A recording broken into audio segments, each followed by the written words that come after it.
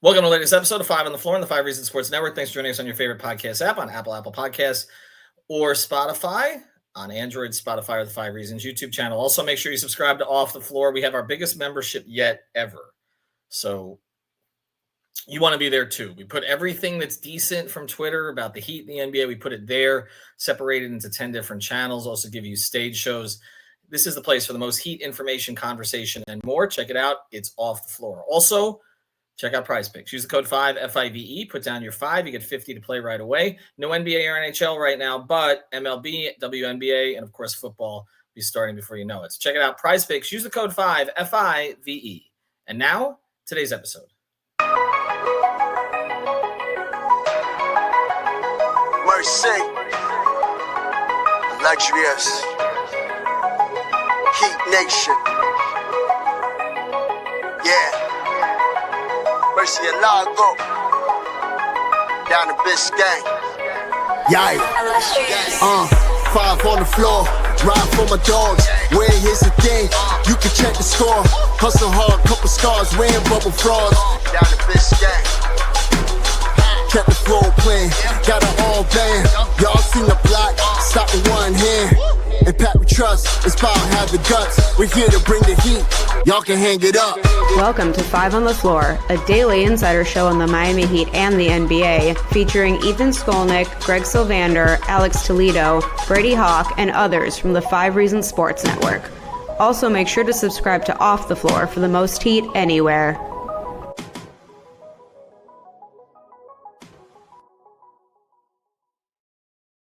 All right, welcome back to Five on the Floor. Here's today's floor plan. I'm Ethan Skolnick. You can follow me at Ethan J. Skolnick at Five Reasons Sports. We got Alex Toledo, expert on my translation of Spanish. You can follow him at Tropical Blanket. He and Brady Hawk were at the press conference today. So let's do the over-under on this. You ready? We're going to do a contest, okay? You get some Prize Picks promo funds if you win. He spoke for 6 minutes today, right? Is that right? That press conference, you guys went out there for 6 minutes? Oof, it was something like that. I didn't get the final number. It was something like that, yeah. Okay, over or under? Kasparas Jakučionis, did I get it right? Press conference with the Miami Heat, shorter or longer than his stint in the first game of the season opener? So regular season opener. Yes. No, not Summer League. Summer League, he's playing them all. But what do you think about regular season? 6 minutes. About preseason, actually. But okay, but regular season, yeah, I'll probably... Honestly, I might say over. I might say over. I'm not going to lie to you. I don't know if look, I didn't want to say it, but yeah. No, but in all honesty, this is a guy who, since I haven't really gotten to talk about him, or anybody really, I haven't been on a draft episode, even though I've been digging in on the draft since like March, for obvious reasons. Just built it with a stapler in the basement of Office Space. Go ahead. It's funny though, because they ended up getting a guy who was in the range of their original pick. And kind of like in that, and even when they were on that losing streak, when they were, I think, as low as pick 8 at one point, most of the time they were kind of hovering around 11. But either way, like he was in that range on mock drafts for pretty much all season long, right? So that part of it is tantalizing in itself. But not only that, you got him at a position of need.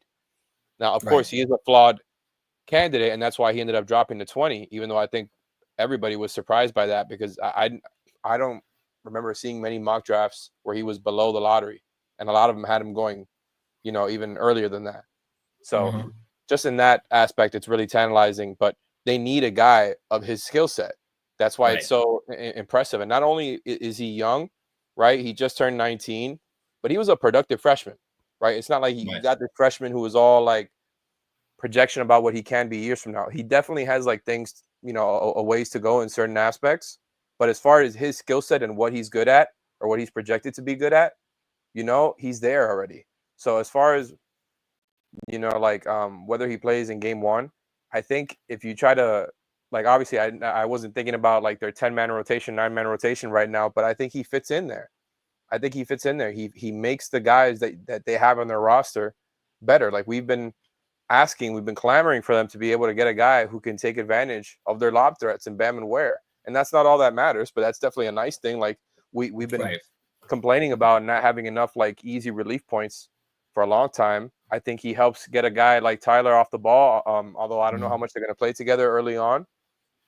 It is nice that they got a guy who is pretty big there, because the other guys that kind of I was looking at that position, at that range, like Nolan Traore, who went one pick before, Jace Richardson. And Jace Richardson, who was still available at pick 20. Like Traore's 6'4" with a 6'8" wingspan, which is nice, which I liked about him. And he was a walking paint touch, very quick, good passer, but very, very skinny, right? Right. I think it was like a 175, if I remember correctly. Jace, really talented, really crafty, great touch. I think could be a better passer than he showed in college. Mostly an off-ball guy in college, but he's a lot smaller. Even with a 6'6" wingspan for like whatever he is, 6'1", which is, good for him. Like Kasparas is just so much bigger than these guys. And like I said, was kind of like on mock drafts ranked as the second or third best point guard in the draft all season long. It was really second until Fears kind of passed him by later on in the process. But, I think it kind of, is the best of both worlds for what the Heat needed. They went for a young swing pick, somebody who was actually supposed to go ahead of where they went, not, behind on mock drafts like they've done so many times, and a guy at a position and skill set of need. So all that kind of makes me think, maybe he does play in game one. It's not a guarantee, but I think he's going to have a real case for it. All right, we're going to get to the press conference itself in a second. Adele, when I did, I think, 10 draft episodes with him, and we did an episode very early on about more, probably. And we did an episode very early on about guard sort of franchise changing type guards in terms of the direction. And he had Jakučionis there as one of his 6 players overall and one of his, I think, 3 guards. So, he had him, there at the start. Adam Simon spoke after, and you were there also, about how there were 8 players that everybody kind of agreed on would be the top 8, and then anybody else could fall after. It didn't feel like they had him in their top 8 based on Adam's comment, but it feels like they didn't have him too far beyond that. I do want to get into, because I want to talk about his press conference specifically after this, but one other thing here, because there's some outstanding business that the Heat are going to have now going into free agency, right? One of which is this Duncan situation, which we'll touch on, but the one that's more directly correlated to the rookie is going to, and I'm going to do the rookie a lot just so I don't stumble over his name a lot. Correlated to the rookie is the DaVon Mitchell. I'm going to have to hold you accountable on that. No. I mean, I tried. It took me years to spell that correctly. You let me know how to pronounce Keyshawn, if that's right. Keyshawn Johnson, Khalil, anyway. Yeah, I think we're good there. I've advanced to a certain degree. But as far as DaVon Mitchell now, like we've talked about, you can't start. You can't start him next to Tyler at the very beginning. I mean, pity bam on the defensive rotations and all that kind of stuff. So do you think that this acquisition signals that they have a good feeling on DaVon coming back? Because it feels to me like if you put DaVon in a 3-guard rotation with Hero, if you like what you see from Jakučionis, if he's advanced enough to play early, then okay, you got a little of everything there, right? Like Tyler's going to be on and off the ball. Jakučionis is going to be mostly on the ball. DaVon, has shown the ability to spot up a little bit, which, he's much better at that than I think people expected. Also able to get in the paint. Also, obviously, he gives you the defense that you're not going to get necessarily from Tyler, and you may not get from Jakučionis right away. Like, does it make you feel like DaVon's coming back, or do you feel like them picking him as kind of protection in case he doesn't? I honestly, that didn't really go through my mind with this pick. I think they needed somebody with this type of skill set. Like if they were going to go at with a point guard at that pick, somebody who can play make. And for everything DaVon did, and I think it's something that was extremely positive. That is not necessarily his skill set. He was definitely a positive there, though. I will say that, as far as getting into the paint, making passes, I think he's probably likely still their starting point guard next season. I don't think this is a pick made in order to have DaVon insurance, because their games are just so different there. I think the good thing about Kasparas here is that even though you don't want him at the point of attack, he's a competitive defender, physical and all that, his body, and I think the way that you project the way that he'll grow, I think he is probably going to be a guy who guards 2s, in his best role.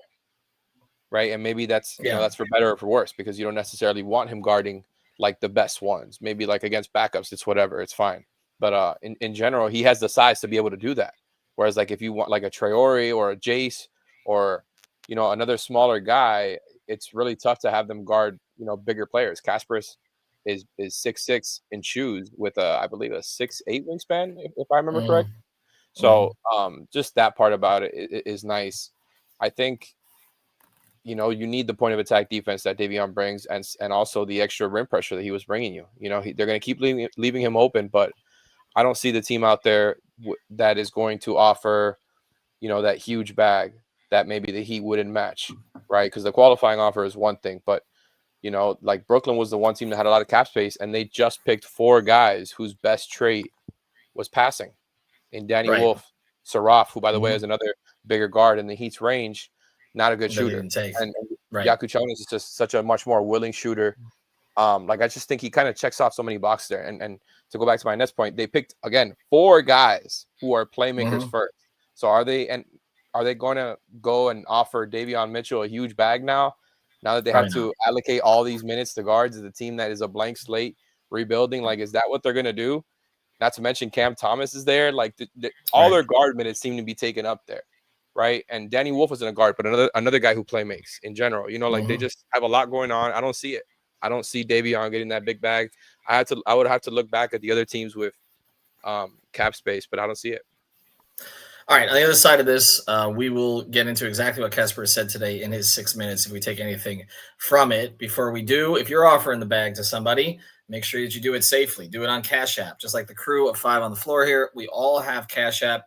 You should too. And unlike us, you can get some money for doing it. So use the code on the floor. It's on the floor in your Cash App profile after you download the app. So download the app, put the code on the floor in the profile, send $5 to a friend. You get $10 just for getting started. Sending money with Cash App actually feels safe, and you can spice up your payments with custom text stamps and backgrounds. So why should you be using anything else? Again, use Cash App. This deal's not going to be lasting that much longer. So get in over the next couple of days. For a limited time only. No catch, other than, again, that it's going to be ending soon. Download Cash App, sign up, use our exclusive referral code on the floor in your profile. Send $5 to a friend within 14 days. You get $10 dropped right into your account. Terms apply.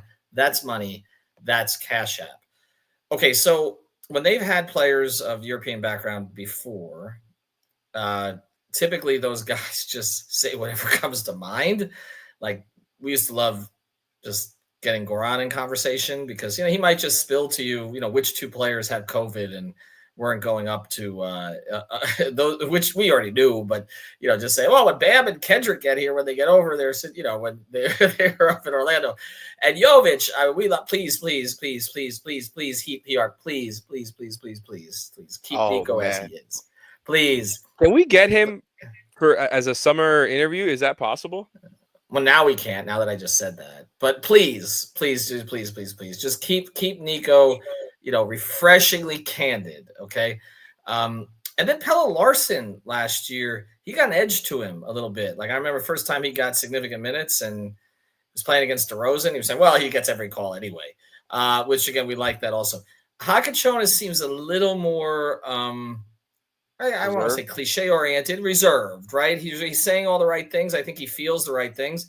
Seems like he was honestly pleased to be drafted here. He's not Ace Bailey. Seems like he wanted to be in Miami, or not necessarily Miami, but that he's pleased with how this played out, even though he dropped.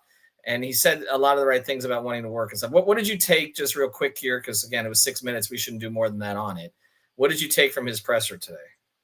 It's like he said, there wasn't much that was like incredibly interesting or stuff that we already haven't heard. Like, we already knew he spoke Spanish. He did it when we spoke to him over the phone the night they drafted him. There was other interviews where he was doing it already. It was cool. I'm going to refrain from saying any more comments about who speaks Spanish well and doesn't, because I know that's your department. It's my forte. Yes, it is. I don't want to step on you. Honestly, just a lot of. Wants to come in here and sponsor us at any point. We've been working on that. See, I'm getting ready for the sponsorship. That's all. I need a chop. Oh wow, yeah. What a nice tease there. Pitching. But honestly, he just said all the right things, man. All the stuff about hard work and how he wants to, do all the right things and help the team win. And he appreciates the winning culture, that it's kind of the stuff. I honestly was more intrigued by some of the questions and answers that we got the night that they drafted him, by both him and Adam Simon, because some of the stuff that I was kind of concerned about as far as like the defense, maybe if you had questions about his shooting, were addressed. Like I really was interested by Adam Simon continuing to like kind of emphasize how good he was at the rim.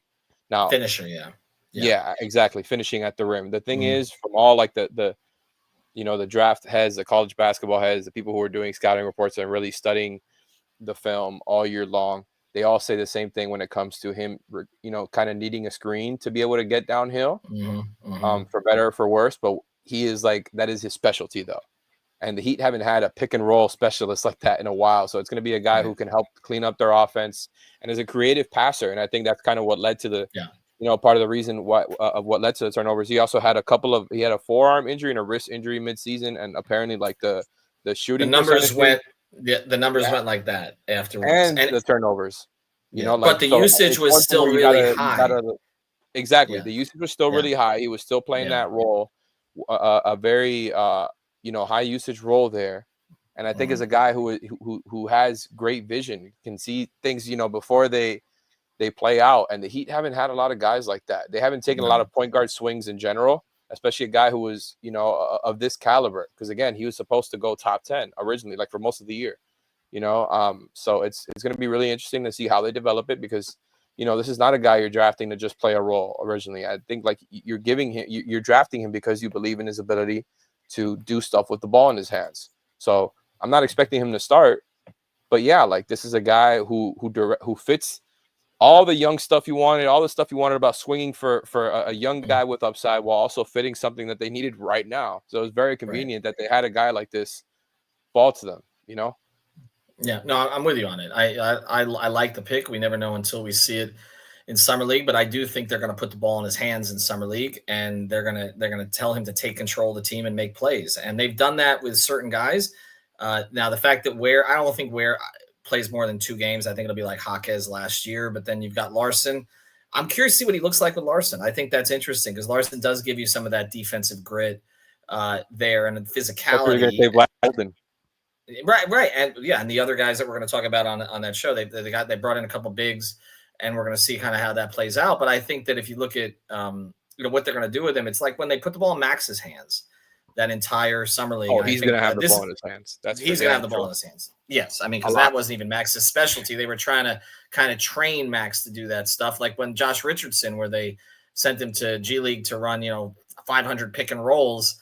This is kind of but this kid, this is what he does. Like that's what he does. The other really stuff, interested by the free throw stuff too, by the way. I know Brady was talking about that, and the numbers there interesting. Like great rebounder for his size. He's got some green flags about him, even though he's not the fastest guard in this draft. The playmaking, the IQ, the size, like he's a much more willing shooter than some of these other guys too. Like he loves the step back. If you rely on a step back a lot, it's not a confidence issue. He took a lot of contested and self-created shots from 3. Like there is a lot of the type of stuff you wanted from a point guard at that pick. And I think stuff you would have wanted if they picked that number 12 or wherever they were going to be at if they missed the playoffs 11. Like I think, if they didn't get Cooper Flag, this would have been the type of prospect that they would have been looking at. I think it's really like for the circumstances where they ended up with a number 20 pick, it's a home run. Well, and it also reminds of when it might not be a home run outcome, but I just mean like a home run in terms of the circumstances of it falling to them in the best possible way that could have played out. Absolutely. So, and then if you look at what happened in 2017 with Bam, they did right by the basketball gods, and they ended up getting a player who should have been drafted much higher. We'll see if that is the case again. All right. Well, again, as I mentioned, other episodes are going up. Greg and I did one, which I don't know if it's going to go up before or after this, probably after, about just the need to go young. And then also Adele and I are going to lock down on some of these undrafteds, including one with an FAU background, one with a Michigan background. We're going to talk about some of these guys as we go forward. All right, Alex, appreciate it. Check out everything that we're doing on Off the Floor, especially, and make sure you subscribe here to Spotify too for us, because you'll get the episodes a little quicker. Have a good one, everybody. Thank you for listening to the 5 on the Floor on the 5 Reasons Sports Network. After all, someone needs to listen to my dad.